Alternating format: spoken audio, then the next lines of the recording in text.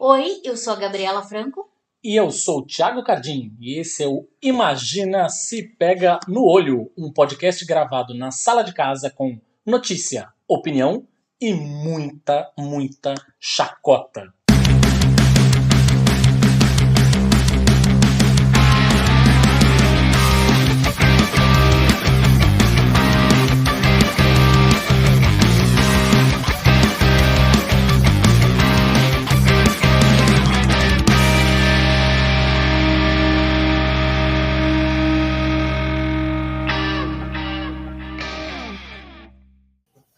Joia, cá estamos nós gravando o vosso novo episódio do Imagina Se Pega no Olho aqui. Que bom que a gente conseguiu fazer acontecer. A gente estava aí umas semanas tentando marcar e remarcar com a nossa convidada aqui. Aliás, você que está escutando aí do outro lado, deixa eu deixar um recado aí para você. Eu já falei isso algumas vezes, mas vou falar de novo. Você que está escutando, você que é o nosso integrante da nossa pequena, porém fiel audiência, querida audiência, você tem que valorizar o trabalho aqui, tá? Porque aqui, eu e a Gabi, a gente faz tudo, inclusive o trabalho de produção. Não tem um produtor que vai lá, conversa com os convidados e tenta organizar a agenda. Nada, é a gente mesmo que faz. Então, assim, vamos lá, dê muito valor para o nosso trabalho aqui, tá? Enfim, a gente vai bater um papo. É um papo que, no fim das contas, ele já estava um pouco... Eu até já tinha falado com a Gabi sobre isso, já estava um pouco no nosso radar, na nossa cabeça, mas eu vi uma thread da nossa convidada. Eu posso chamar de thread? Se é no Blue Sky, eu posso chamar de thread, sei lá. Acho que eu pedi ou foi você? É proibido falar thread no Blue Sky, porque tem o threads agora? Eu não sei, né? Enfim. Foi eu que vi ou foi você? Nem lembro. Algum de nós dois viu o negócio e a gente falou... Muito legal. Aqui é o assunto, tem essa pegada. A gente trouxe aqui como nossa convidada a pesquisadora Carol Bonomi, e ela, no Blue Sky, viu só? As pautas não surgem só no Twitter, tá vendo? Naquele antro do inferno, no... Quem é que chama mesmo? Instituto Banana Preta. Cafofo do Hitler. No Cafofo do Hitler. Não, surgem também no Blue Sky. Enfim, a Carol estava falando a respeito de um assunto que você, que deu play neste episódio, muito possivelmente já deve ter se deparado com ele na thumb, em forma de pergunta. Afinal, pornografia é vício? Ponto de interrogação. Então, já vou começar, na verdade, a pergunta um pouquinho aqui, já a partir do título do episódio com a Carol, e aí a gente segue dela. Pornografia é vício? Ponto de interrogação, Carol. Ei, gente, tudo bem? Quero agradecer muito o Thiago e a Gabi pelo convite. Como ele falou, teve aí várias remarcações, mas a gente conseguiu gravar aqui o episódio, então agradecer Você consegue. Os dois e agradecer também todo mundo que está ouvindo. É uma pergunta bastante complexa, que eu digo, né? Eu sempre, se for para a gente seguir o que a gente tem hoje, de documentos oficiais, né, que no caso é o DSM e o CID, né, o DSM é o Manual, né, de Diagnósticos Psiquiátricos e o CID é todas as doenças que são catalogadas pela OMS, né, e cada um com os seus porém, que a gente também vai falar sobre isso. Ali não tem catalogado que pornografia vicia, né? E eu achei isso engraçado porque já tem uns 5 anos que eu acompanho como que está se desenvolvendo essa narrativa, esse discurso do vício da pornografia, e eu lembro meu estranhamento e meu susto quando eu vi isso, principalmente em perfis de homens que discutem masculinidade, até ali naquele momento, né? E aí a gente pode pensar aí numa linha evolutiva de como que esse discurso agora se naturalizou, de uma forma que não há contestação, as pessoas não se perguntam de onde que surgiu isso, né? Porque a pornografia já é algo que é bastante polêmico, né, em vários âmbitos da sociedade, tanto, por exemplo, na esquerda, né, da ala progressista, que considera pornografia como uma violência. A gente tem os debates feministas que datam desde da década de 70 contra a pornografia, né? Então, é um discurso muito fácil de pegar, né? Mas as pessoas não veem também a pornografia como uma relação social. E entender o que é isso que a gente está chamando, intitulando de vício, quais são suas consequências e como que essa categoria vício, apesar de a gente estar falando de algo sobre saúde, até propriamente dito, ela também se torna uma categoria política, né? Principalmente dentro das redes sociais, com os algoritmos que a gente tem, com qual discurso de sexo alcança mais as pessoas, né? E também uma concepção de saúde que tem aí, principalmente quando a gente fala sobre o âmbito sexual, que é bastante delicada, que tem aí vários problemas, né? Principalmente depois da pandemia, que eu tenho, tanto eu como vários colegas que pesquisam gênero e sexualidade há muito tempo, essa coisa da plataforma, né? A gente ter se transformado, teve esse processo da plataformização da vida, como isso também foi para os âmbitos da questão da intimidade sexual, no momento que a gente não tinha contato corporal, e aí a gente tem um aumento do consumo de serviços sexuais de forma digital, né? Uhum. E aí a gente tem, ao mesmo tempo, o medo do contágio desse inimigo invisível que a gente tinha da Covid, e como foi se criando nichos de mercados dentro do Instagram, dentro do TikTok, dentro do Twitter e etc., para buscar a vida saudável. E a vida saudável virou um mote, né, que a gente via muito durante a pandemia, seja skincare, seja fazer atividade dentro de casa, como que você pode se relacionar melhor com seu parceiro, já que agora está todo mundo vivendo o tempo todo juntos. E aí, pensando numa perspectiva neoliberal, tudo que está envolvido com a vida se torna um mercado, né? Então, hoje a gente tem vários tipos, né, de terapias, das mais alternativas e que a gente pode questionar, até o que a gente tem das terapias, né, consolidadas, né, dentro dessas várias vertentes, que começam a tratar sexo a partir dessa chave da saúde sexual, né, que tem uma literatura que a gente trabalha bastante dentro das ciências sociais, né, de pensar nesse processo, né, que é o sexual wellness. Então, a gente vê, de novo, muitos perfis que tratam do sexy toy, da masturbação feminina, e etc., né? E a gente também vê o aumento de trabalhadores sexuais ingressando nessas plataformas, né, para divulgar o seu trabalho. Uhum. É um conglomerado, né, todas essas plataformas. Então, para as pessoas terem conhecimento desse trabalho, para a pessoa assinar o seu conteúdo, você precisa dessas outras redes. E aí essas pessoas começam a ter mais visibilidade, porque você tem aí artifício de marketing dos mais variáveis possíveis, né? Por que eu estou falando tudo isso? Porque tudo isso, dessa questão do vício da pornografia, ela tem um contexto, né? Principalmente sobre a questão da mediação da tecnologia e da conexão. A gente tem discursos, inclusive, não só discursos, né, mas questões assim críticas sobre a quantidade de tempo que a gente gasta nas redes sociais, quanto que a gente gasta de tudo com o celular, como toda a nossa vida é mediada pela plataforma, e como que esse discurso do vício acentua nesse momento da maior integração que a gente tem das nossas vidas com a plataforma e, né, o conteúdo adulto propriamente dito. E aí a gente tem várias chaves, vários nichos diferentes falando sobre esse vício de pornografia, né?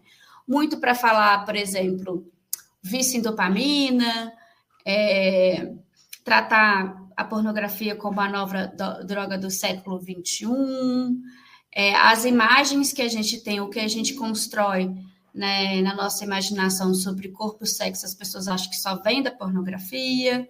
E aí a gente vê pessoas que entraram nesse mercado para falar exatamente sobre saúde e bem-estar, e com muitas aspas quero colocar aqui, para falar, por exemplo, que o seu problema de concentração e desenvolvimento pessoal e do seu mindfulness e etc., é problema por causa da pornografia.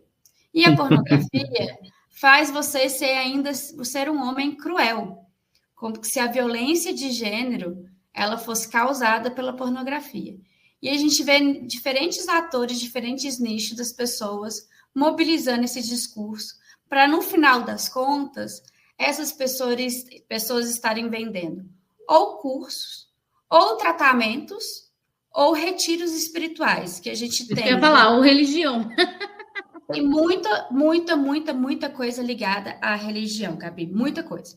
A gente vê, que eu brinco, que é os homens que correm com lobos, que é o pessoal mais místico e etc., que vão no meio da floresta para se abraçar, até os legendários.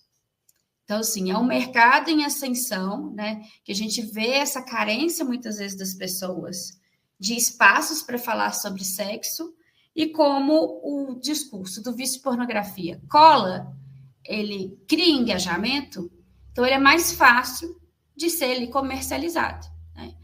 Tem um filósofo, né, que a gente usa muito nas ciências sociais, que é o Michel Foucault, que fez a História da Sexualidade, para quem não conhece, são 4 volumes. O Foucault se deteu a estudar a sexualidade aí como um projeto, né, como que toda uma sociedade ela pode ser regulada, controlada através da sexualidade. E ele vai falar exatamente como que isso ocorre, por que a gente tem agora tantas postagens, tanta gente falando sobre vício em pornografia. É o que ele vai falar sobre o dispositivo da sexualidade e como os discursos, eles são os principais instrumentos, né, para que essa nova reformulação da sexualidade, ela vire uma norma, né? Então, você tem influencers falando sobre isso, a gente vê ex-famosos dando depoimentos como se fosse também, tipo, um vício que eu deixei, etc. Recuperados? Recuperados. E é muito engraçado. Aí é isso, né? Esses aí pegam pesquisas fora de contextos que você não consegue ler de fato as pesquisas para entender como que foi feita, qual foi o método, como foi feitas as entrevistas, quais foram as perguntas, etc. Total. Você tem todo esse aparato que cria nesse discurso uma norma, que cria uma verdade. E vai falar uma verdade sobre o corpo, vai falar uma verdade sobre sexo, vai falar uma verdade sobre sexualidade, né? E aí essas pessoas aparecem como isso, uma redenção. Então, é um homem que deixou de ser tóxico, no caso, assim, a gente que está num campo mais progressista. Ele está melhorando para a violência contra a mulher, porque há essa concepção dentro de nichos feministas que pornografia é o sinônimo da violência absoluta contra as mulheres. E no caso das pessoas mais conservadoras, a pessoa que deixou de consumir pornografia, ela está se preocupando com a família, com o bem-estar, assumindo o papel do homem, né? O homem benfificado, o homem religioso, o homem de Deus e o homem de Jesus. Homem de bem. E aí você vê como que, apesar desses... está falando de 2 polos diferentes políticos, eles se articulam para falar sobre essa concepção que se tem hoje de sexo, que, a meu ver, é uma concepção muito empobrecida, completamente descontextualizada, né? Para a gente entender anos a fio de o que a gente tem de construção sobre sexo e sexualidade dentro da nossa sociedade, né? Dentro dos nossos espaços de sociabilidade para falar sobre isso. A gente vem de um movimento bastante conservador aí a partir de 2010, que tirou todos os espaços, os mínimos espaços que a gente tinha para falar sobre, por exemplo, educação sexual. A demonização de gênero, a demonização de sexualidade, a falta de publicização das campanhas que a gente tinha sobre justiça reprodutiva, sobre saúde sexual, prevenção. Não à toa a gente tem uma juventude agora, não só que diminuiu a atividade sexual, mas também é uma juventude que não fala sobre preservativo, que não fala sobre métodos contraceptivos e etc., porque também vem de um grupo, né, que está dentro do Instagram, que estão querendo aí, igual esses místicos, né, que falam sobre várias formas de você precaver, que excluem essas outras tecnologias que a gente tem, que foram conquistadas a muito custo, desde o início da nossa emergência da epidemia de HIV/AIDS, né? Que chegam lá e falam o contrário. Né? Tipo assim, para uma ideia de tudo muito natural, vamos, né, falar com os deuses, enfim, cada um respeitando sua religião, mas como isso também impacta na concepção que a gente tem de ciência, sobre conhecimento e também difusão de informação, né? Então, o vício em pornografia, ele está dentro desse escopo. Ele é mais um movimento histórico, vamos dizer assim, que o Foucault falou sobre o dispositivo da sexualidade, que a gente já teve. A gente teve a mulher histérica, a masturbação como a causa de todas as doenças, e como que ela volta agora, porque sexta-feira eu vi um perfil de uma influencer que colocou lá, sei lá, Instituto Banana Preta de pesquisas, como que os sex toys podem prejudicar a vagina, como que isso não é uma forma de você se masturbar, como o sex toy pode viciar as terminações nervosas das pessoas que têm vagina e vulva. Então, a gente vai vendo essa reprodução das coisas, né? E as pessoas acreditam de fato, né? Porque tem toda uma performance, já tem uma forma de como que você faz o vídeo para essa informação colar. Você tem o algoritmo entregando isso. Porque o algoritmo, por exemplo, do Instagram, ele segue de diretrizes norte-americanas que tem uma visão do sexo bastante negativa e tem vários âmbitos que também é criminalizado. Que isso foi, inclusive, aprovado no primeiro governo do Trump, em 2016. Então, o algoritmo ele vai entregar isso, né? Então, as pessoas vão vendo isso e quem está fazendo esses conteúdos começa a reparar essa carência de espaços que a gente tem, educativos, formativos, sobre gênero e sexualidade e vê que isso é um grande mercado. E aí vão vender os cursos sem pé, sem cabeça, e não só cursos, né? Mas o que mais me preocupa é essas pessoas vendendo tratamento. Tratamento que não passa por nenhum âmbito da saúde, de nenhum órgão responsável, né? Que não tem grandes pesquisas clínicas, né? Porque, por exemplo, para você ter um tratamento de tuberculose, você passa por diferentes esferas, né? Sim. Desde do âmbito biológico, químico, testagem de medicação, acompanhamento também social dessas pessoas, como é feita essa testagem para chegar a um tratamento. E aí a gente pega um tema que é extremamente sensível, que as pessoas já sofrem muito com a questão da moralidade, às vezes, muitas vezes se envergonham, não tem espaços de diálogo, e aí você tem ali uma pessoa falando na sua cabeça que você é viciado, mas que ela também tem a solução para você. Então, a gente na verdade, né, Carol, é o mesmo mecanismo usado para qualquer outro tipo de vício, seja ele qual for, né? É droga, jogo, qualquer... Porque, assim, o vício, a mecânica do vício, ele funciona igual para tudo, né? Exatamente. É isso. Então, ele usa exatamente o mesmo léxico, a mesma gramática, só que ele vai mudando qual o vício, né? Tipo, ok, essa pessoa não é viciada em bet, mas ela é viciada em sexo. Ah, então é aí que eu vou entrar e vou pegá-la. Que é o discurso extremamente moralista, né? E conservador, que eles pegam esses nichos, né? E outra coisa que eu queria falar com você também, Carol, é que eu vi recentemente, numa reportagem feita pela BBC, de uma pesquisadora, não sei, talvez você conheça muito mais do que eu, pode dizer para mim se essa pessoa é fair ou não, tipo, não, esquece, essa pessoa aí é doida.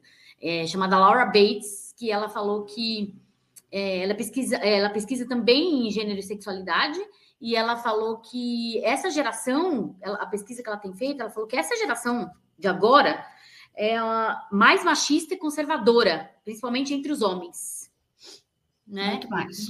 E eu achei, assim, um dado muito, muito robusto para a gente poder trabalhar nisso. E que, com certeza, você pode galgar sua pesquisa nisso também. A gente falou, a gente já quem acompanha eu e a Gabi, né, desde a época do Minas Nerds e do Judão, tal, não sei o que, deve lembrar que em um certo momento, foi pouco antes da pandemia isso, na verdade, né? A gente tinha uma roda de masculinidade. Que a gente reunia um monte de gente legal aqui, presencialmente, né? E é legal porque, no fim das contas, tinham homens hétero, tinham homens gays, tinham homens trans. A gente descobriu que um dos meninos era um homem trans. Foi muito legal, assim, durante o tempo que rolou. Mas, curiosamente, isso gerou discussões com conhecidos da gente, né? A gente que participava das rodas trazia essas conversas.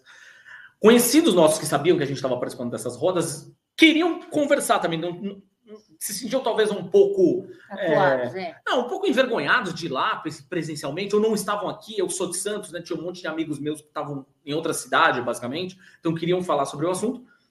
E o mais engraçado é que, juntando isso tudo que a Carol estava falando e que a Gabi acabou de levantar, é engraçado que toda vez que a gente ia falar de alguma forma a respeito de sexualidade, a discussão, graças a Deus, não na roda em si, mas as discussões paralelas que geraram, toda vez que a gente ia falar qualquer coisa relacionada a sexo, criava-se um tabu tão grande, mas não aquele tabu do homem que não fala de sexo com outro homem, a não ser do tipo, comeu aquela gostosa, hein? não nessa pegada, mas numa pegada moralista mesmo, assim, de que absurdo, não sei o quê, e aí aquele ator, aquela atriz que tirou a foto e que, sei lá, fez o filme. E uma coisa que a gente começou a trazer para a nossa roda foi essa discussão sobre consumo de pornografia. E aí, para você que está ouvindo a gente, pornografia sob todos os aspectos, tá? A gente está falando de filmes pornôs, mas também está falando hoje em dia no consumo do OnlyFans, por exemplo, né? Que é um perfil que aí a pessoa alimenta com fotos, vídeos, áudios, o que quer que seja. Quando a gente ia falar sobre isso, era engraçado. Volto a dizer, graças a essa roda, era uma roda muito legal. A gente até falou muitas vezes depois da pandemia de voltar com ela, porque a gente começou a discutir, e aí é o meu ponto, aí vem a minha pergunta, a gente começou a discutir muito mais a pornografia enquanto indústria, estruturalmente, né, a indústria pornográfica, né, a indústria dos filmes pornôs e afins, do que efetivamente o consumo ou não. Então, a minha pergunta, ficou claro que a gente está vivendo uma discussão que acaba sendo mais infectada pelo moralismo. E a minha pergunta para você, Carol, essa questão sobre a indústria, né? Ou seja, o trabalho, aliás, dá para falar do trabalho sexual como um todo, né? Ou seja, o trabalho sexual. A discussão sobre o trabalho sexual é uma discussão que está sendo propositalmente deixada de lado, assim. Eu não vou falar sobre capitalismo. Não vou trazer capitalismo para essa conversa, não. É o espírito, é Deus, é minha conexão com Deus. E aí Deus diz que está errado, então está tudo errado. E todas as pessoas que fazem algum tipo de trabalho sexual são todos pecadores, tem todos queimar no inferno. A discussão deveria ser a discussão estrutural, ela está sendo deixada de lado propositalmente? Eu não sei se é propositalmente, mas tem uma concepção que passa, que é também de dois polos, que é, de um lado, o campo progressista que não reconhece a pornografia, a prostituição, enfim, e todos esses novos burramentos que a gente tem, né, como trabalho. E, por exemplo, o campo mais conservador, né, que além de não considerar como um trabalho, né, você ainda, como você falou, você está cometendo um pecado, enfim, desviado de todos desse jeito, né?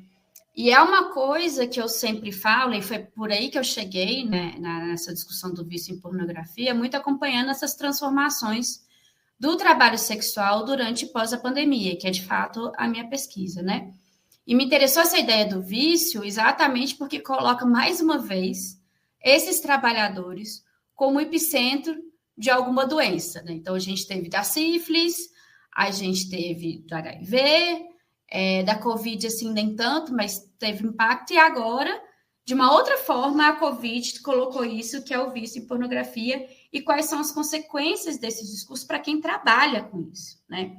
As pessoas falam muito, porque a indústria pornográfica é isso, aquilo, e etc. Com certeza, tem partes da indústria que é extremamente exploratória, como de todo o audiovisual como um todo. A gente precisa lembrar da onde que partiu as maiores denúncias de violência sexual.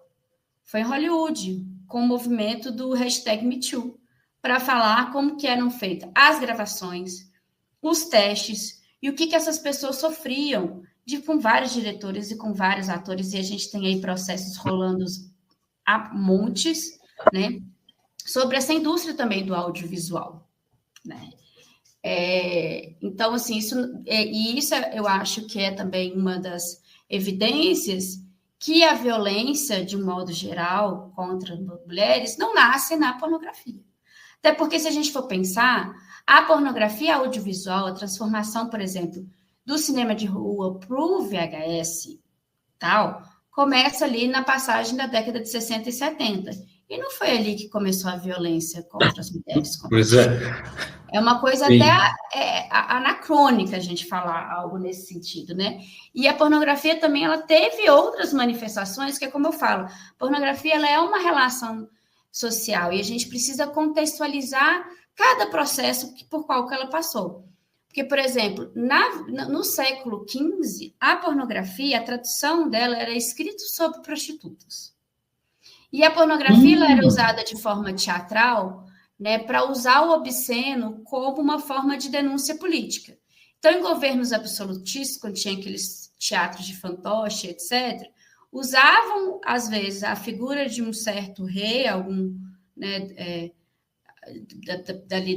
de cada região, né, usando ele, assim, mostrando a cueca, etc., tal, de uma forma para fazer crítica política.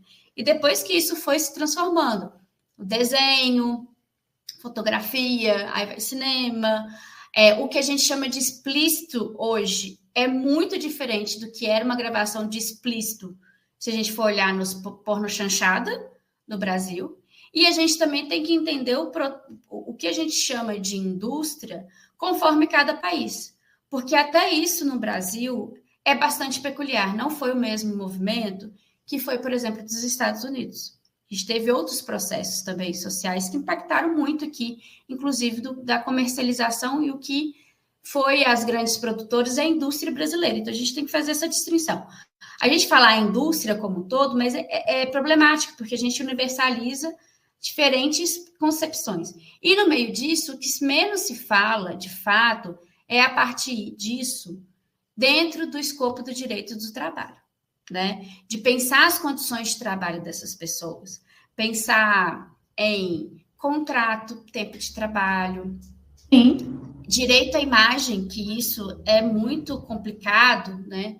Tem um podcast que eu não canso de sugerir, que é o Brasil para Maiores, da Marie Declerc e do Thiago Dias, que foi pela UOL, que eles contam essa história da pornografia do Brasil. E, assim, é completamente diferente da norte-americana. Completamente diferente, e tem muita coisa interessante, né? Esse advento, né, para você se tornar... você sai de ser um ator global para virar um ator de pornô, né? Por exemplo, igual a Rita Cadillac, a Gretchen, o Alexandre Frota, né? Aí que você se torna uma pornstar, né? Que é muito diferente do processo de se tornar uma pornstar norte-americana. E aí tem várias questões de práticas sexuais que vão alterando conforme também o gosto, porque é isso. Eu falo que tem gravação para todos os tipos de preferências sexuais, todas. Sim, isso é assustador, né? Sim, e assim, eu não acho que, assim, que é assustador, porque o desejo é um campo muito louco, multifacetado. exatamente. Muito. Porque a nossa mente é muito louca, né? Tipo, é isso. Então, assim, muita gente descobre várias questões de preferências sexuais, fetiches a partir disso também, né? Tem uma autora que eu gosto muito, que chama a Gayle Rubin, que ela tem um livro dela da Now Book, chama Políticas do Sexo. Tem um artigo dela que é Pensando o Sexo, que ela escreveu exatamente nessa passagem da década de 70 para 80, quando na cidade de Nova York foi criminalizada a pornografia, né? Ela fala assim, olha, a gente não tinha que estar debatendo o que a pessoa faz ou não sexualmente. A gente tinha que estar debatendo a qualidade, a democracia e a consensualidade das práticas sexuais. Né? Então, assim, como é que a gente vai analisar, e é isso que a gente devia estar preocupado, né? Por exemplo, hoje em dia, quem trabalha com as gravadoras, como que é feita a leitura do contrato? Se é tudo mesmo acordado antes da gravação, se ali tem a consensualidade de fazer certos tipos de práticas sexuais, porque os atores e as atrizes também diferenciam nesse mercado. Tem as pessoas que fazem mais aquele sexo que a gente está acostumado a ver, mas tem atores específicos, especializados e profissionalizados para fazer, por exemplo, um pornô mais hard, que às vezes também são praticantes dessa mesma preferência sexual, né? Só que agora a gente tem uma mudança que as pessoas não repararam, é que todo mundo virou produtora.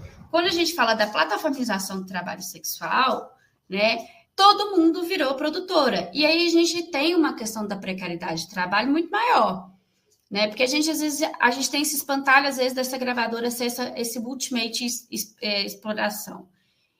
Mas a gente precisa analisar com mais cuidado o que seria o contexto de exploração dentro das gravadoras. Mas a pessoa que é autônoma, que está ali como produtora de conteúdo, que está ali alimentando, tanto, por exemplo, sua página do OnlyFans, ou, sei lá, Xvideo, Pornhub, etc., ela vira toda a sua cadeia produtiva. Então, ela grava, ela vai atuar, ela vai editar, aí depois ela tem que alimentar todas essas redes, né? Correndo risco também de não ter segurança de dados suficiente. Sim, tem imagem vazada. Tem as imagens vazadas, agora que a gente tem inteligência artificial ainda, que a gente não tem ainda uma regulação, fica ainda mais delicado, né? E aí você tem uma jornada de trabalho super extensa, porque aí você precisa fazer esse conteúdo rodar. Mas para esse conteúdo rodar, você depende de um conglomerado de outras plataformas para que o seu conteúdo seja visto, para que você tenha assinantes e que você consiga, né, ter uma renda aí, mais ou menos aí, para compensar todo esse trabalho. Fora isso, que é algo que eu tenho, que muitos dos meus interlocutores e interlocutoras de pesquisa falam, que o pior não é você estar ali gravando sexo, enfim, tal. É o que você ainda tem que aguentar nas redes sociais de violência, de xingamentos, de moralidade, das pessoas falarem que elas são responsáveis pelo vício de outra pessoa, que é muito por causa do estigma, né? E como que o estigma, na verdade, é uma das maiores violências que se tem, né? Quando fala de exploração, é muito engraçado, porque o que eu mais vejo de queixas o que eles consideram como exploração é muito mais a exploração econômica do que propriamente do uso do corpo para fazer o sexo. Então, assim, uma das maiores reivindicações é as porcentagens da plataforma, como são usados os dados dessas pessoas, os termos de uso que são completamente abusivos, que invertem, né, essa posição de estou oferecendo um serviço para você, mas na verdade também estou cobrando que você seja meu trabalhador, que é a mesma coisa do Uber e do iFood, quando a gente pensa sobre a plataformização do trabalho. Sim. Então, a exploração ela está muito mais ligada nessa questão econômica do que propriamente os abusos, porque os abusos as pessoas sabem diferenciar que o trabalho dela não é abuso, violência ou crime. mas a partir do momento que passa a fronteira do consentimento, ela deixa de ser pornografia, deixa de ser prostituição e ela vira uma violência sexual. E aí, a gente tem uma... Aí, assim, para denunciar, e aí a gente também, aí que elas falam de outras formas de violência, que é quando as instituições não acolhem. Né? É isso aí. Então, tem outras facetas aí que a gente chama isso da indústria pornográfica, e como a gente perde muito a não tratar isso também como um ambiente de trabalho, né? Para a gente falar o que de fato tá ali, o que ali importa, né? Que são pessoas que estão exercendo um trabalho extremamente delicado, porque envolve diferentes dimensões, é corporal, é íntimo, é emocional, é de cuidado, né? Que muitas vezes é marcado por gênero, por raça, por classe, por geração, né?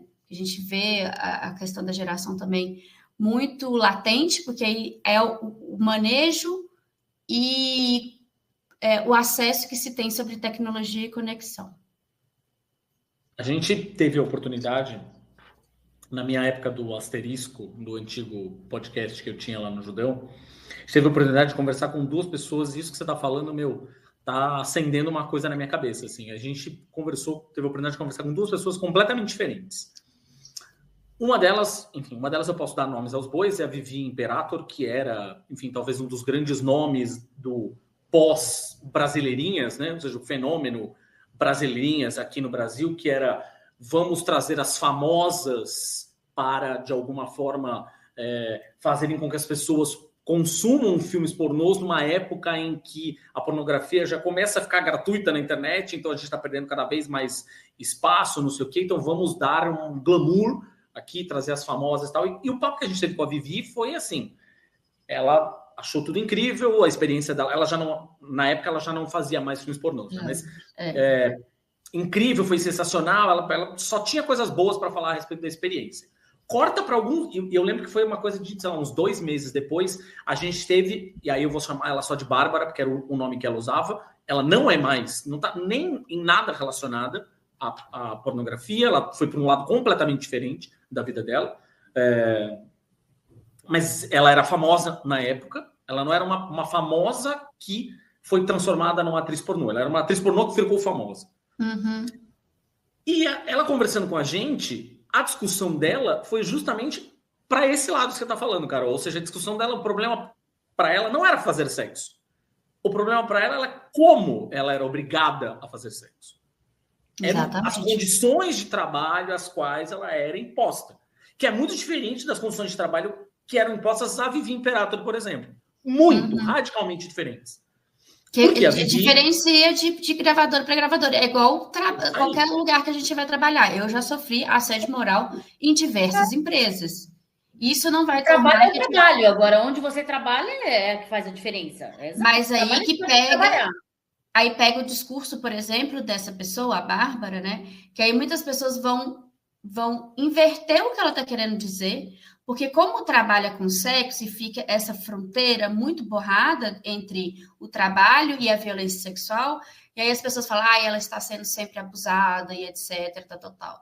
E não, na verdade ela queria ter o contrato dela garantido e o que ela tinha combinado, que é a essência do trabalho, né?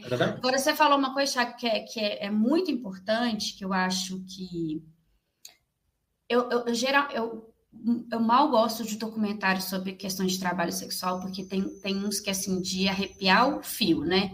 Eu odeio, porque são muito problemáticos os documentários sobre esse...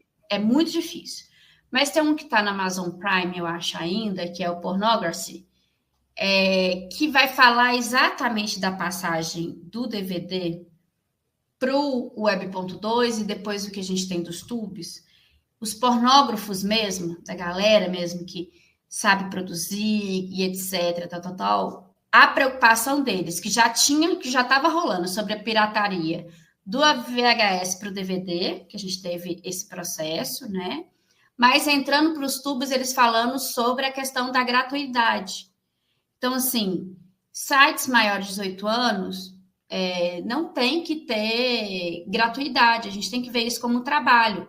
O trabalho tem a parte do monetário, né? Acaba que muitos desses vídeos ficam, às vezes, alguns minutos gratuito para que a pessoa possa assinar, por exemplo, o seu RedTube ou Xprime, etc, tal.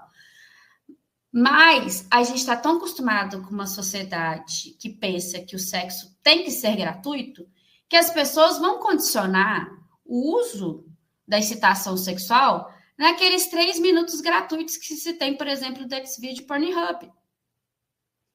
Então, a própria lógica, né? É uma coisa que eu coloco no meu Instagram, às vezes nas redes, como que isso também dentro da pornografia, a gente tem que pensar ela através de um processo de pedagogização também, né? Usar ela como exemplo, não demonizar, né? Então, assim, se você está ali colocando um período de excitação sexual, seu corpo vai acostumar. Né? É igual, por exemplo, da camisinha. Sempre quando a gente ia fazer oficinas, eu aprendi isso com um colega meu de trabalho, o Breno, que ele fala, cara, o problema da camisinha para quem tem pênis é questão da sensibilidade. Então, se você começa a acostumar a colocar a camisinha até para se masturbar, você vai criando uma relação do seu corpo, dos seus sentidos, com aquele negócio que está ali, que com certeza vai incomodar, porque é um corpo estranho, né? Então, a mesma coisa, por exemplo, é as formas que eu me cito. Então, se eu estou condicionada a ficar excitado, gozar, 3 minutos, porque é só aquilo que está disponível para mim, isso vai criando também uma forma de eu condicionar o meu prazer. Mas isso não significa que isso é vício, né? Isso também vem por trás uma questão sociológica, vamos dizer assim, antropológica também. E fisiológica. E psicológica, de tipo assim, eu não posso pagar pelo sexo, que absurdo eu pagar pelo sexo, então eu vou ficar aqui nessa coisa, nessa ansiedade de consumir isso aqui de graça. E a gente tem muito isso em várias outras esferas também, né? A gente tem site que hackeia milhões de filmes, milhões de streamings. Então, assim, essa questão da pirataria de várias coisas, isso também acontece para os outros âmbitos. Mas aí, quando a gente trata do sexo, né, que já é um tabu, que já é uma dificuldade, e quando a gente fala de pornografia, a gente usa isso para falar, olha, as pessoas estão viciadas, estão lá 3 minutos consumindo um vídeo do Xvideo, etc., e isso vai condicioná-lo, entendeu? Então, tem todos esses âmbitos que a gente precisa estar avaliando melhor para chegar a essa concepção que se tem de vício, né? Então, tem, vamos dizer, são várias camadas e também várias dimensões.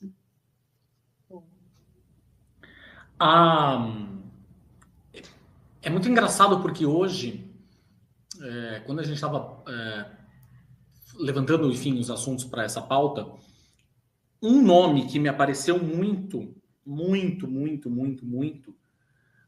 foi justamente o do Terry Crews. Que tem essa coisa de eu era viciado em pornografia, eu me masturbava 18 vezes por dia e não sei o que, e tal. E agora eu tô livre disso.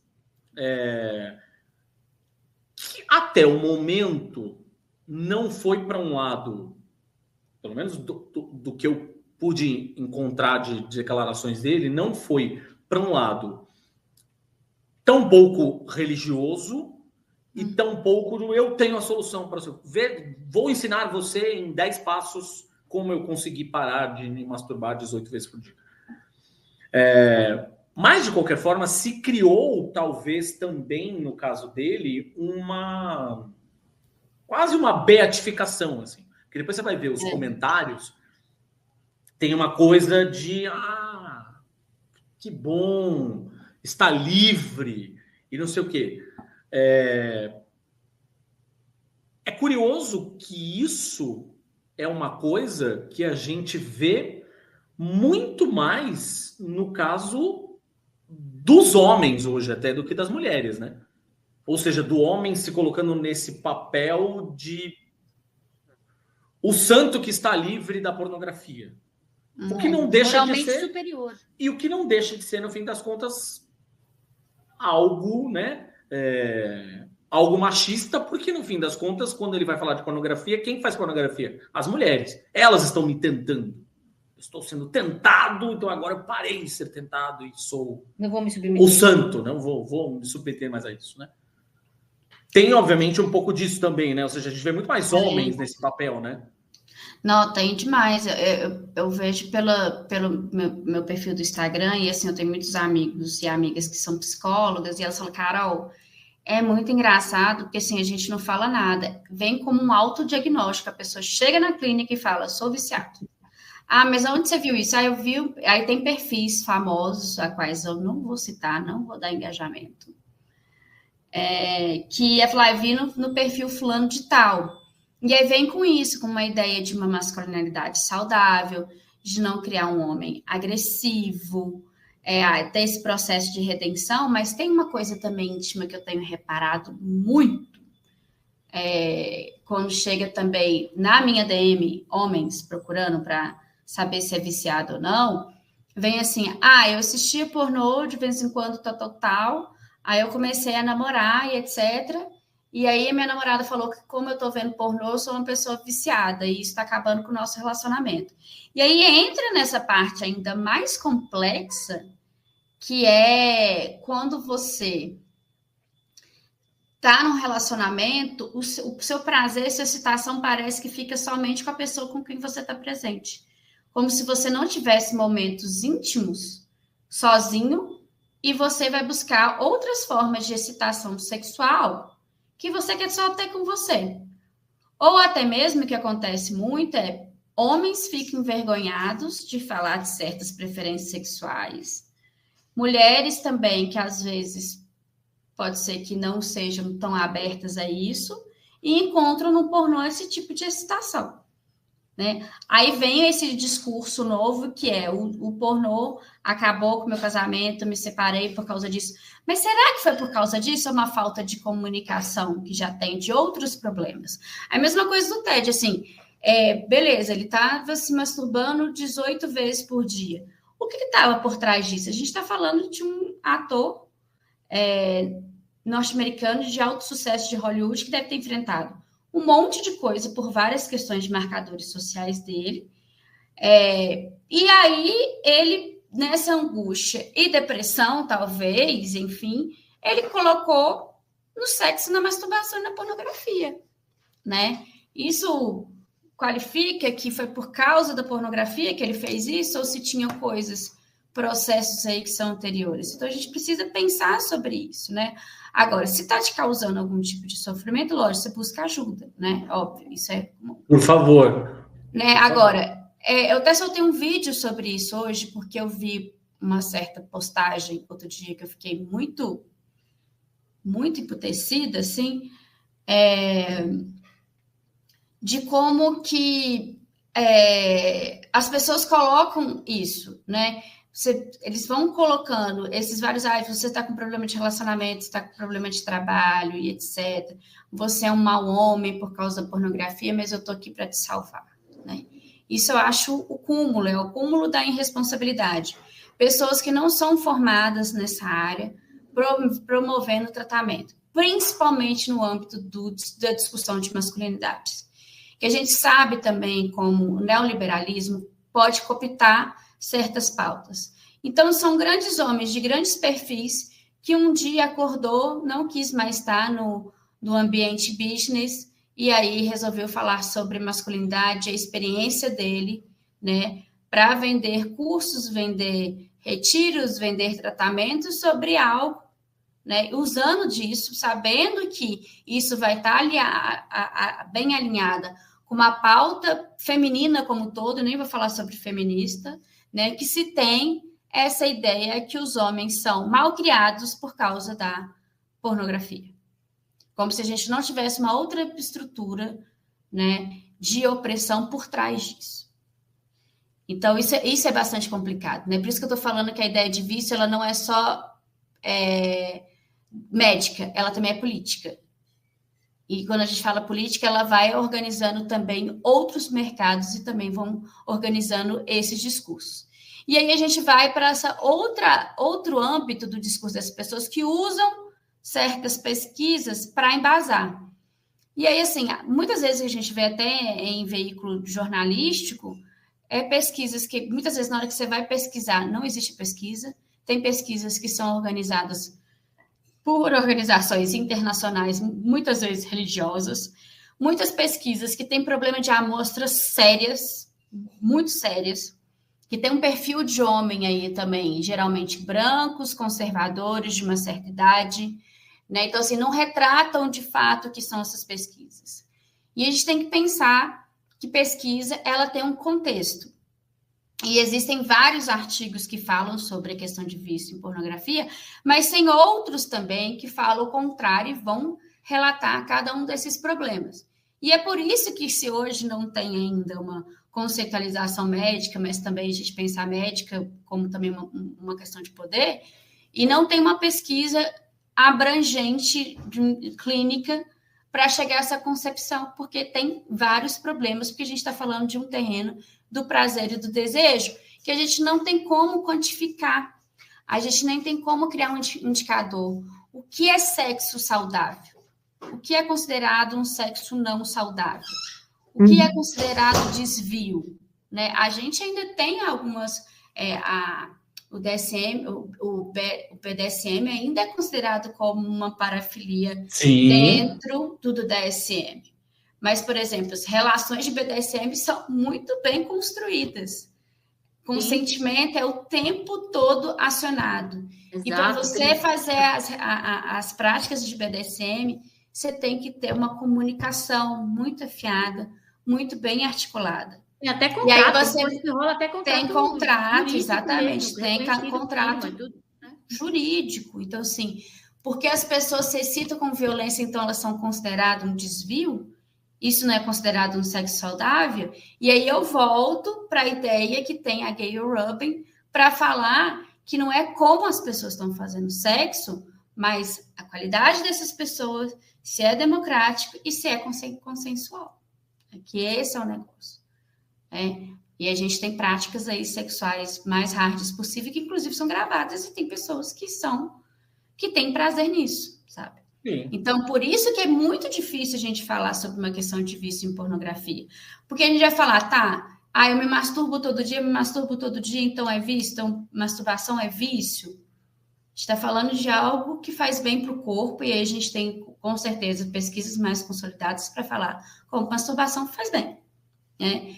E aí, por isso que fica esse interstício sobre o sexo, que volta à ideia do Foucault, quando ele fala sobre o dispositivo da sexualidade, né?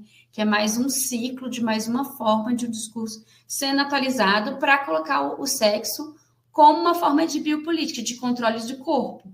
Então, dentro do Instagram, a gente tem essa biopolítica muito bem articulada para falar para você como você deve fazer sexo, qual tipo de sexo é aceito, e aquilo que você pode fazer com a sua companheira ou não, né? E aquilo que você pode fazer sozinho ou não, né? Então, eu sempre parto, assim, quando o pessoal pergunta, Carol, mas quando eu sei que está fazendo mal? Eu falei, você precisa ter essa autonomia de entender o que está te fazendo mal. Está te fazendo mal que dá aquele sentimento ruim, ou você está se sentindo mal porque você está sendo julgado por uma pessoa? Porque uma das coisas que deu uma melhoradinha no DSM-5 revisado foi exatamente mudar essa concepção do comportamento sexual, que é analisar o sofrimento do indivíduo. O sofrimento ele é dado pela desaprovação da sociedade ou porque realmente está fazendo mal? Ele está se automutilando, está prejudicando outra pessoa, ameaçou, bateu, que é isso que são as coisas que devem ser bem analisadas, né? E só por fim, assim, e algo que é muito interessante é reparar como tem outras violências muito mais, não que é muito mais preocupante, mas sim preocupante dentro das redes, que a gente vê que não tem a ver com sexo, mas tem a ver com o controle, é o que tem acontecido com os adolescentes dentro do Discord, que não tem nada a ver com a pornografia. Aí a gente entra nesse âmbito de tanto a educação sexual que se falta, como também uma educação digital. Entendendo hoje pela ONU que conexão e tecnologia agora são direitos fundamentais de cada ser humano. Então, a gente também precisa de um espaço não só regulado, mas também de uma educação digital, para a gente entender também essas nuances da pornografia. né? Entender a pornografia também como um espaço, a gente que estuda não só como uma relação social, mas também que ali tem uma performance, ali tem um roteiro. É um produto audiovisual, é um produto literário, é um produto de áudio, que tem ali toda uma construção. Você não vai ficar achando que você é o Van Diesel só andando num carro igual Velozes e Furiosos em São Paulo, porque eu assisti. Exatamente. Mas a gente é tão carente de representações, de diálogo sobre sexo, que você assume ali a pornografia como uma verdade. Principalmente agora que tem a pornografia amadora, que as pessoas estão falando, eu estou ali fazendo com uma pessoa real, então eu acho que tudo ali é verdadeiro. E não é. Porque até mesmo a amadora, ela também tem ali um roteiro e processos ali de produção. Sem dúvida. Bom, para você que ouviu a gente esse tempo todo, fico feliz que você chegou aqui até o final. Fica mais uma daquelas lições que quem escuta o Imaginas Pega no Olho já está acostumado. Não tem uma resposta fácil. Nada nunca tem uma resposta fácil. Te peguei. Não tem uma resposta. Você viu um ponto de interrogação ali no nossa thumb, você está achando que vai ter uma resposta fácil. Não vai. E é assim que é a vida. A vida não tem respostas fáceis.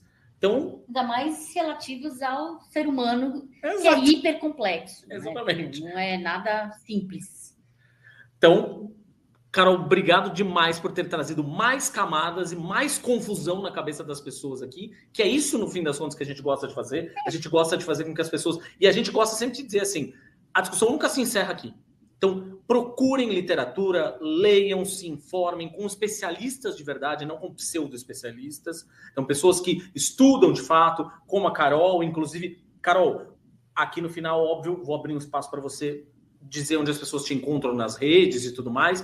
Mas é isso. Este episódio, tal qual todos os outros da gente, não se encerra aqui. E que bom, né? Ou seja, a gente quer, no fim das coisas, provocar discussão, deixar uma pulga atrás da orelhinha de vocês que estão aí escutando a gente. E tente, gente, façam uma força, porque eu sei que a sociedade na qual nós vivemos faz essa força. Tente não moralizar as coisas, né? Tente ver as coisas com mais frieza mesmo. Uma coisa do tipo, será? Será que é isso mesmo? Será que é errado? Né? Às vezes a gente sempre pensa, será que isso é certo? Vamos pensar, será que é errado? Por que seria errado? Né? Então, é um crime. Estou cometendo um crime. Se é um crime, é errado. Tudo bem, não faça. Mas não é um crime. Se não é considerado um crime, por que é errado? Aí tem uma camada a mais, né? Que não é a jurídica, não é a lei, não é a legislação. Então, é uma moralidade que está aí, uma moralização das coisas. Então, vamos pôr a mão na consciência e falar, por que eu estou sendo moralista? Porque eu fui ensinado a ser assim? Né? Vamos... Como diz a Pepita, vamos pensar 5 segundos. É isso. Carol, queria agradecer demais pela tua presença, por a gente ter conseguido ter essa conversa. Sei que é um assunto complexo, e foi muito legal, no fim das contas, ir acompanhando depois daquela thread inicial que me fez conhecer o teu trabalho, depois das outras coisas que você foi postando. Enfim, eu acho que tem questões bem interessantes de serem discutidas aí. Queria que você dissesse onde as pessoas te encontram agora nesse ambiente digital para tornar essa conversa ainda mais ampla, ainda maior. Bom, primeiro eu quero agradecer demais vocês dois e o espaço, o diálogo. Quero dizer que também que eu amei. Quando a primeira vez eu li o nome do podcast, eu achei a coisa mais incrível do mundo. Eu precisava comentar isso. Nas redes eu tô como Carol Bonomi, BONOMI, _, tanto no Instagram como no Blue e no X. Eu ainda estou lá, principalmente por questões de pesquisa, porque não houve uma migração das pessoas que trabalham com sexo para o Blue Sky. Enfim, eu também estou começando aí o Substrack com alguns textos lá, também tá do mesmo nick, né, Carol Bonomi _. Quero deixar aí espaço aí minhas redes para vocês, quiserem alguma dúvida, pode mandar DM que sempre respondo aí para vocês.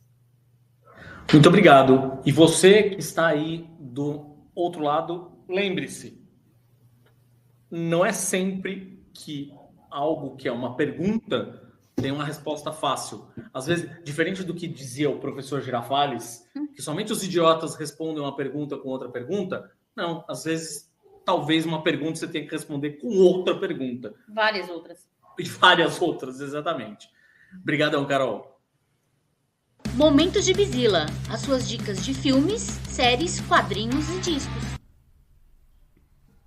Muito bem, este é o seu Momento Gibizila, o seu guia de dicas culturais para você estar aí sempre não apenas muito bem informado, que muito bem informado você já fica aqui com imagens pega no olho, mas também para você ficar muito bem entretido com conteúdo de qualidade, não é?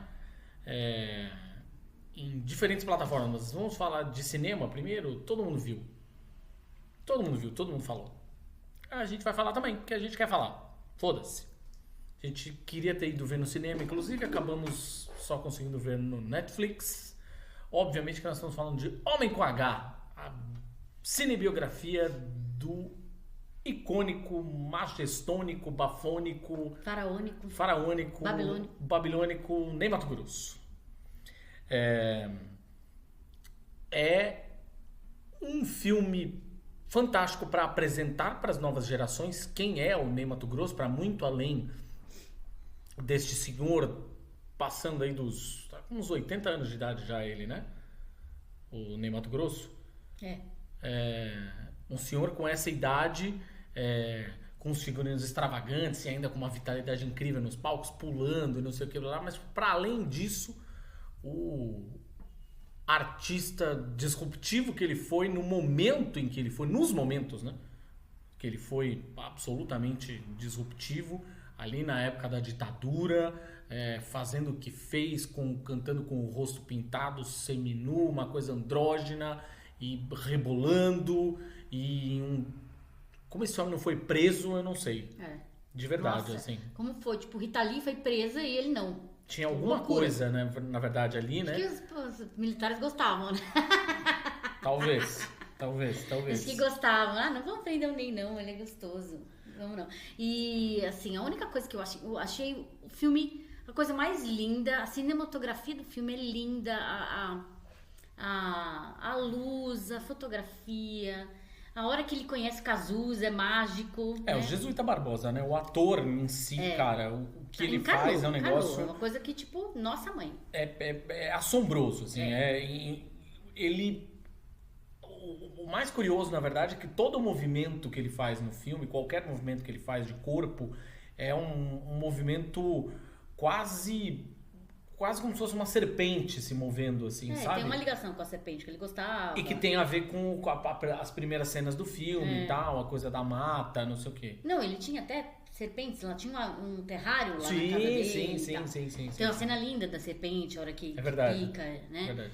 É muito legal, assim, a hora que ele tá com o Cazuza na cama, por exemplo, é uma coisa linda, tipo, vem uma luz de cima, quase uma coisa divina, assim, tipo, sabe? A única coisa que eu acho, eu vi muita gente falando, e eu também concordo um pouco, é que eu acho que, mas eu entendo, porém, eu acho que não precisava tanto, que deu muita ênfase pra vida sexual do Ney, tipo... Mostra muito ele transando com várias pessoas, aí mostra ele, agora ele vai com mulheres, agora ele vai com homem, agora vai com suburuba, agora vai isso, vai aquilo. Eu acho assim, a gente sabe disso, tipo, anos 70 era anos 70, né, tipo, e por conta disso também, as pessoas eram muito mais livres, teve a liberdade sexual dos anos 60 por causa da pílula, né, então teve toda uma revolução sexual que depois... culminou na questão da AIDS nos anos 80, que foi uma retração disso tudo, né? Foi muito difícil, até por isso, né? Porque os anos 70 foram muito libertários nesse sentido. E os anos 80 foram extremamente, como é que se diz? Permeados por medo, né? Muito medo, muita paura, muito medo da morte. E a epidemia da AIDS foi avassaladora, eu perdi amigos para ela... Foi muito difícil, assim, na época que não havia nem um coquetel, nem qualquer remédio que pudesse parar isso. Ele matava muito rápido, gente, muito rápido mesmo. Era um negócio absurdo, assim. Quem pensa, não, tá com ar. Eu conheço pessoas, por exemplo, que são soropositivas hoje. Sim. E eu falo, nossa, que sensacional, a pessoa tá saudabilíssima, que se pá mais saudável que eu, né? Mas naquele tempo era muito difícil e ela consumia a pessoa em muito pouco tempo, assim, questão de meses. Eu perdi amigos, questão de, sei lá, 4 meses eu perdi, tipo, de que ele descobriu que estava com AIDS e aí até morrer. Tipo, então foi muito rápido. Mas eu acho que eu queria saber mais das histórias das músicas. Eu acho que senti falta disso, sabe? Tipo, deles mostrarem um pouco mais o processo criativo do Ney. Eu acho que mostraram um pouco, mas eu acho que para as letras e para performance de como ele criava, eu acho que mostrou menos que eu gostaria que mostrasse. Queria saber mais sobre isso. Né? A hora do Homem com H, que ele fala com o Gonzaguinha, foi sensacional saber essa história, né? Mas eu acho que, sim, sei lá, eu acho que, não que eu não tenha gostado, foi lindo, como eu falei pra vocês, foi de muito bom gosto, não foi nada vulgar, assim, do tipo, ai, nossa, tô mostrando o cara ali, tipo, sexo explícito. Não teve nada disso, foi muito chique, muito bonito o jeito que foi feito, tudo muito bem filmado, não ficou nada do tipo, ai, nossa, que desagradável, sabe? Não ficou nada disso, pelo contrário, até porque nunca achei sexo desagradável de jeito nenhum, mas não acharia também, nesse sentido. Mas não foi nada do tipo, ai, que feia, que cena desnecessária, sabe aquela quando você para, ai, que cena desnecessária? Não teve nenhuma cena desnecessária ali. Eu só acho que, ao invés de mostrar tanto isso, deviam ter dado mais ênfase pra parte criativa musical dele. Só isso. Nada não sendo nada moralista ali. Quem me conhece sabe que eu não sou nada moralista. Pelo contrário, eu sou safada pra caralho. E eu nunca ia falar que, ai, nossa, muito sexo. Nunca ia falar isso. Só acho que eu queria ficar sabendo da outra parte, entendeu? Que eu acho que... Não sei se na edição eles resolveram... Eu não sei, eu acho que no fim das contas essa foi a decisão criativa mesmo do filme, assim, eu entendo pelo diretor e pelas entrevistas do diretor e do jesuíta, né, do ator principal e tal, eu entendo que era uma coisa mais sobre o quanto esse fogo que consumia o Ney desde que ele era criança, depois na adolescência, na idade adulta, enfim, e que ele demorou a entender do que se tratava, assim, sabe? Eu acho que é um filme mais sobre isso até do que efetivamente sobre processos criativos dele, mas entendo o ponto. Talvez fosse legal também pra gente que gosta de música, pra gente que gosta da carreira dele. Enfim, puta filme, tá no Netflix, Homem com H, assistam porque é sensacional, recomendadíssimo. Outra dica que também está aí no streaming, está no Disney Plus, só que agora é de série, é a 4ª temporada de The Bear, que é uma série que virou queridinha dos maníacos por séries. Já está lá completa, né? Ou seja, aí não tem esse esquema de um episódio por semana, estão lá os 10 episódios, a temporada integral. Tem um texto a respeito de The Bear lá no Gibizilla, que é um texto que tem uma análise mais emocional, assim, né, da 4ª temporada, e um pequeno guia para quem está caindo de paraquedas e não faz ideia do que se trata, saber um pouquinho, né, sobre o que é a série, quais são os personagens, quem são os produtores. Bom, aqui a série é queridinha aqui em casa, nós amamos a série. E eu amei essa 4ª temporada, no fim das contas, porque ela é exatamente o momento em que o Carmy, que é o personagem principal, e não só ele, na verdade, né? O Carmy e os outros personagens da série, é o momento em que eles estão colhendo os frutos, entre aspas, né? De tudo que aconteceu na 3ª temporada, né?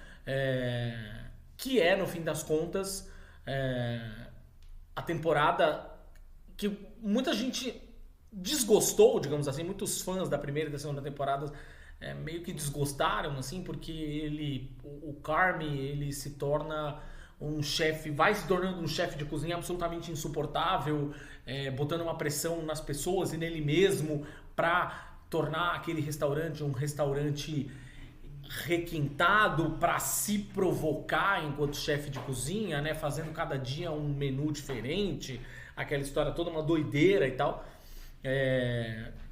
E fazendo uma série de experimentações que tornam o restaurante absolutamente deficitário.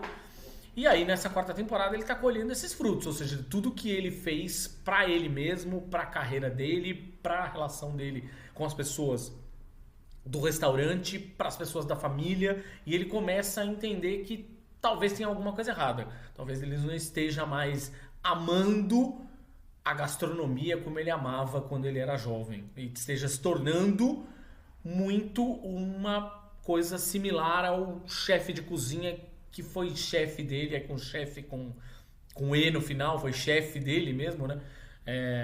Num outro restaurante tóxico, que era um cara escroto, tóxico, enfim, abusivo, e ele vai aos poucos se tornando algo parecido com isso. Quando cai essa ficha, a gente tem a 4ª temporada. Assim como tem a 4ª temporada mostrando também outro desenvolvimento de personagem para Sydney, que é a sous-chefe dele, né, que é o seu braço direito ali na cozinha, que é alguém que vai também entendendo, ela recebe uma outra proposta de um outro restaurante, e ela passa a temporada toda tentando escolher entre os dois, fazendo a melhor escolha, quando na verdade ela é apaixonada pelo The Bear, né? Tipo, ela é apaixonada pelas pessoas que tem... e principalmente ela é muito, muito, muito admiradora do Carmen. Muito, muito admiradora. E amiga dele também. Ela o ama de uma forma, né? Óbvio, uma amizade, mas ela o ama muito, admira demais. E aí ela fica super dividida nessa temporada. Então é muito, muito importante o papel da Ayo Edebiri, que é sensacional sempre. Ela é muito boa atriz. Nossa, caralho. Tem também o lance do Richie, né? Ou seja, que é o futuro coisa do filme do Quarteto Fantástico.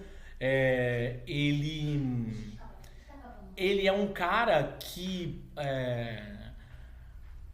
eu sempre gostei muito do personagem. Desde a primeira temporada ele é absolutamente escroto, insuportável. Não que ele tenha deixado de ser, enfim, mas é um personagem que vai crescendo e vai se desenvolvendo muito. E ele é um cara que... Nesta temporada também vai começando a procurar o seu caminho, vai começando a procurar o seu espaço, vai começando a se entender mais, ou seja, que papel que eu tenho dentro desse restaurante, como uma pessoa que cuida do atendimento ao cliente, como alguém que faz inspira a equipe, né? Enfim, quão importante eu sou para esta equipe, da mesma forma o quanto importante eu sou para a família dos Bersato, né? Porque no fim das contas ele é um primo arranjado, né? Ou seja, o quão importante ele é e ele se sente dentro dessa família. Então também tem uma coisa de aprendizado muito grande para ele. É uma série, não é sobre gastronomia, tá, gente? Spoiler, não é uma série sobre culinária, é uma série sobre dramas humanos.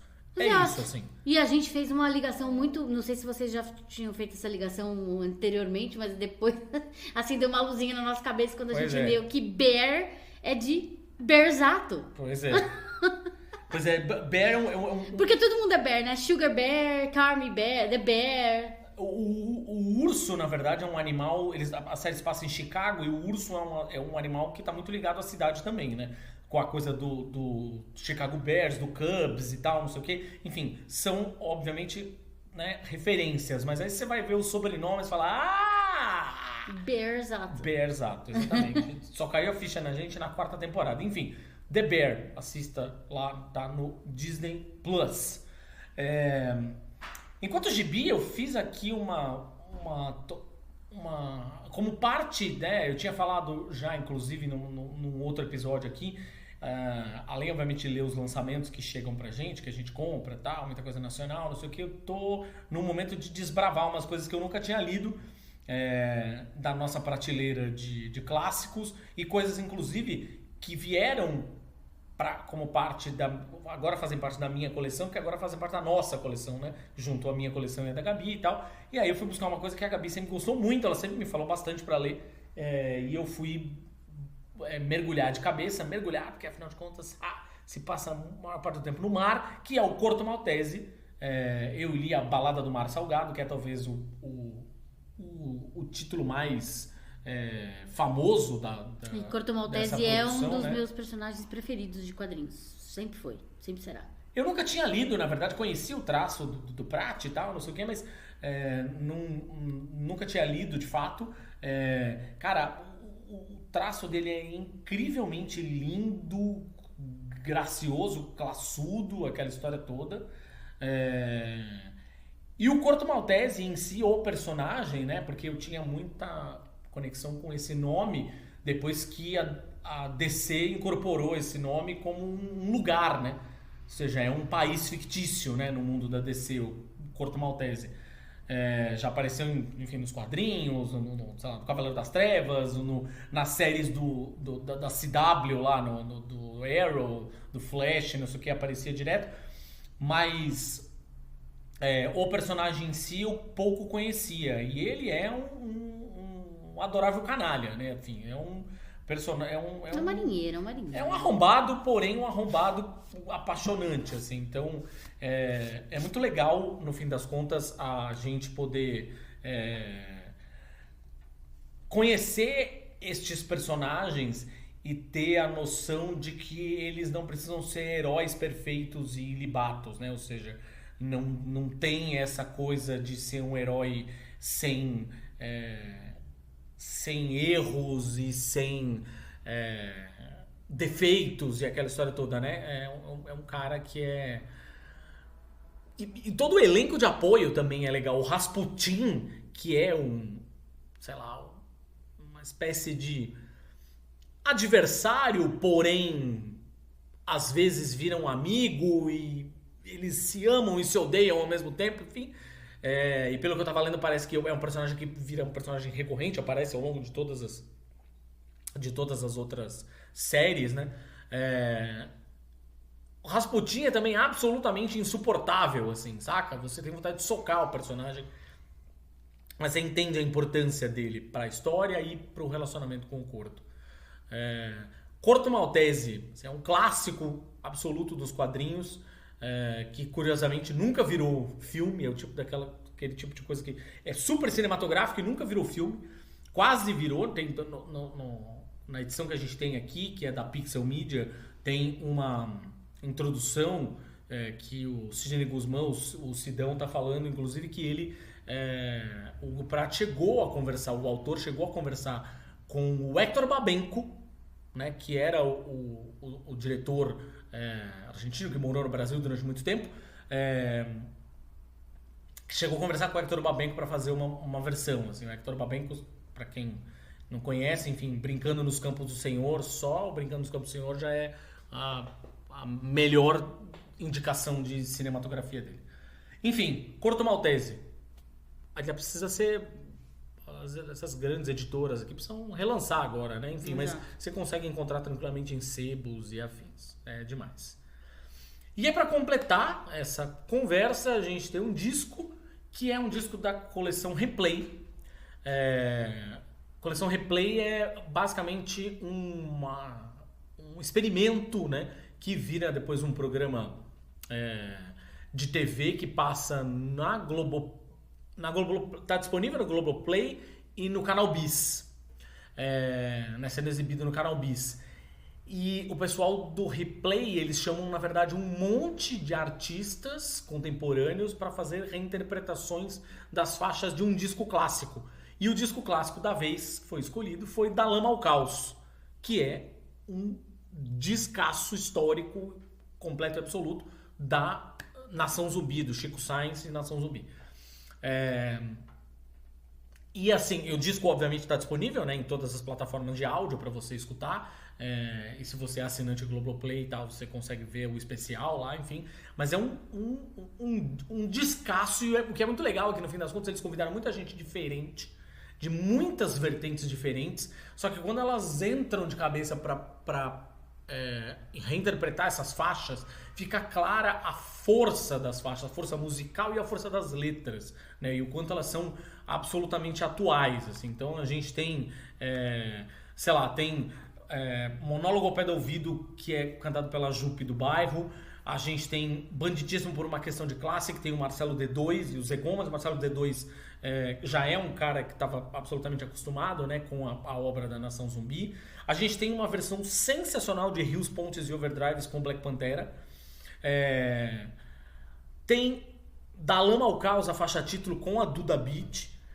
E tem uma versão espetacular de Samba Macossa, assim, que já tinha tido uma versão quase que definitiva, tão boa quanto a original, no Acústico MTV do Charlie Brown Jr., com o Chorão e o Marcelo D2.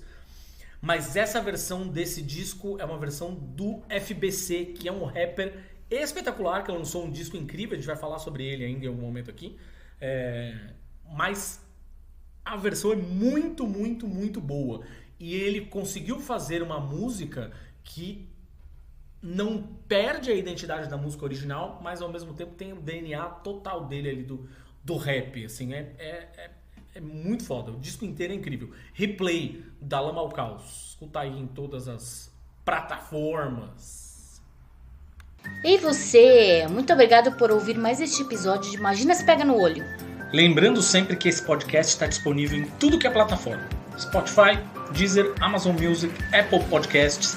É só escolher acessando o endereço www.imaginasepeganoolho.com.br ou então o link da nossa bio lá no Instagram. E se você quiser ficar por dentro das nossas atualizações, basta nos procurar nas redes sociais. Estamos no Instagram, como Imagina Se Pega no Olho, e também no Threads e no Blue Sky. Mas nesses dois como Gibzilla, reunindo tudo que é da família de conteúdos Imagina. Tem também um canal no WhatsApp, para você não perder nenhuma novidade dos conteúdos que nós produzimos, sem depender dos algoritmos das redes sociais. O endereço também está no nosso link da bio. Não esquece que temos nosso canal no YouTube, hein? Já dá para ouvir todos os episódios e ainda ver alguns vídeos mais longos que a gente tem arriscado a fazer sobre gibis, discos e demais nerdices. Procura por Imagina Se Pega no Olho, se inscreve, dá like, comenta, compartilha e clica no sininho para não perder nenhuma atualização. E a gente tem também o nosso podcast filhote, que é o Imagina Se Pega no Ouvido, um talk show com quem vive de música a respeito das suas paixões musicais. E que está entrando numa nova temporada. Então assim, é só procurar na sua plataforma de áudio favorita a imagem do nosso olhinho, só que com 2 orelhinhas. Para quem gosta de cultura pop, também estamos no gibzilla.com.br, escrevendo semanalmente sobre filmes, séries, músicas, quadrinhos, o pacotão completo. E por último, se você tiver interesse em ajudar esse casal de produtores de conteúdo, considere mandar um pix de qualquer valor para gibzilla@gmail.com. Vai ser uma ajuda e tanto para quem rala fazendo um trabalho 100% independente. Era isso. Valeu demais pelo seu apoio e até o próximo episódio.